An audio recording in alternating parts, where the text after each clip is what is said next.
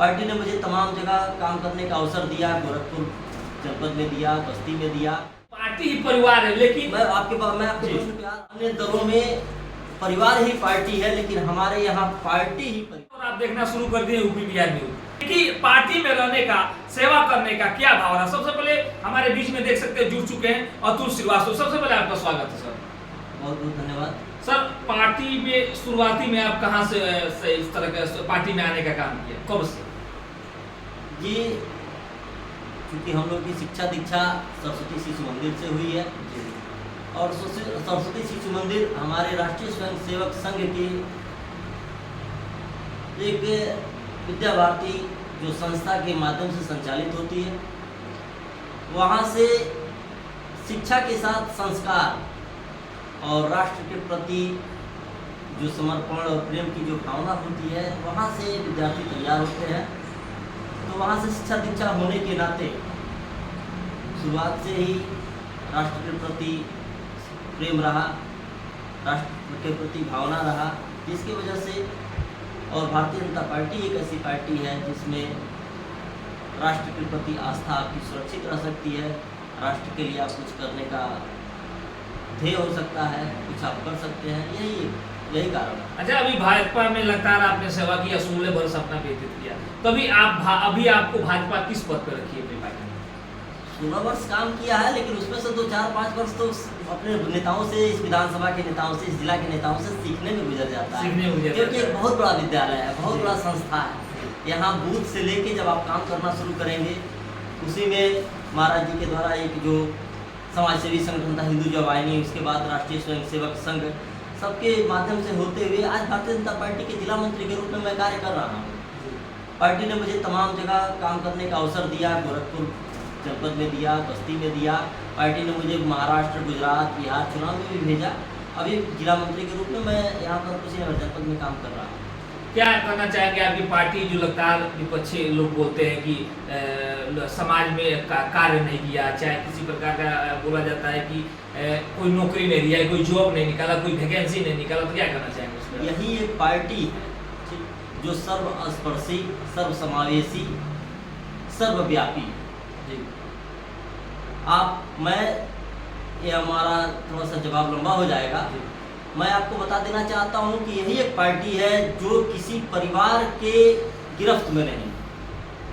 अन्य दलों में परिवार ही पार्टी है, लेकिन हमारे यहाँ पार्टी ही परिवार है।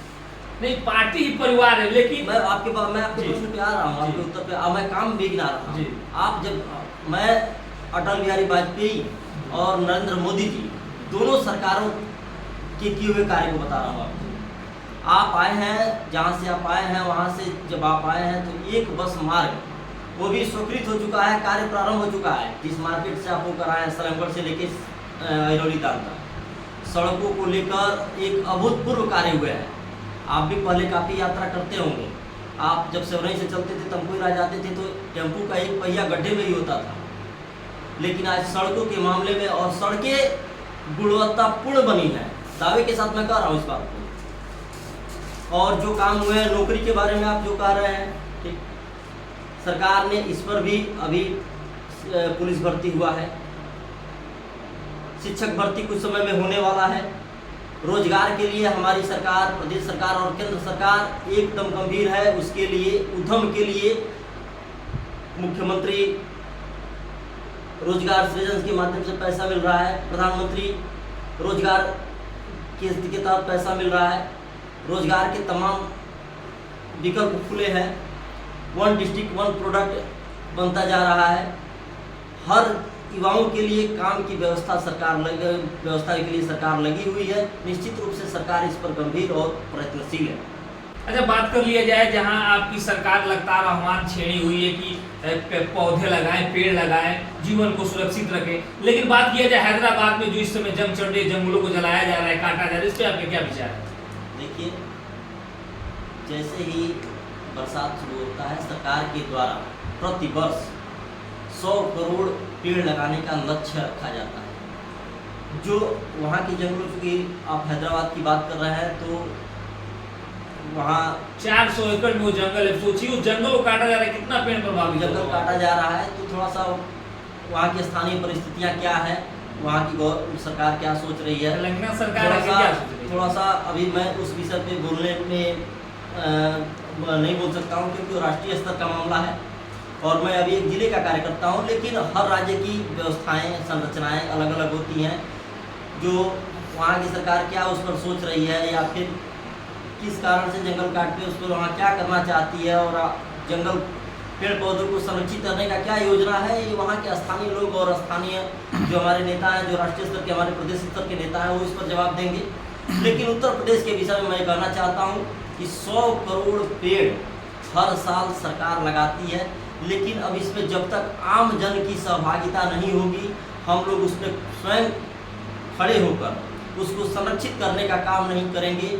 आप ही यदि अपने ही खेत में, अपने ही बगीचे में आप पेड़ लगा दें, लेकिन जब तक आपकी उसको सुरक्षा और संरक्षण नहीं करेंगे, वो नहीं तैयार हो सकता है। इसलिए इसको आम जन को हाथों हाथ लेने की आवश्यकता है। अच्छा, आखिरी शब्दों में हमारे जो टीवी न्यूज़ भी आपको लोग देख रहे हैं, सुन रहे हैं, उनके लिए क्या संदेश देना चाहिए? संदेश यही है कि आप जैसे युवाओं ने समाज के चौथे स्तंभ के रूप में अच्छा काम करने का एक प्रयास किया है, एक पहल किया है, मैं अपनी तरफ से शुभकामना देता हूँ और अन्य लोगों से भी यह आह्वान करता हूँ, क्षेत्र के वासियों से आह्वान करता हूँ कि आप इस चैनल को भरपूर ढेर सारा प्यार, स्नेह दें, सहयोग दें, ताकि ये चैनल समाज में और बेहतर काम कर सके। यही मेरी शुभकामना है।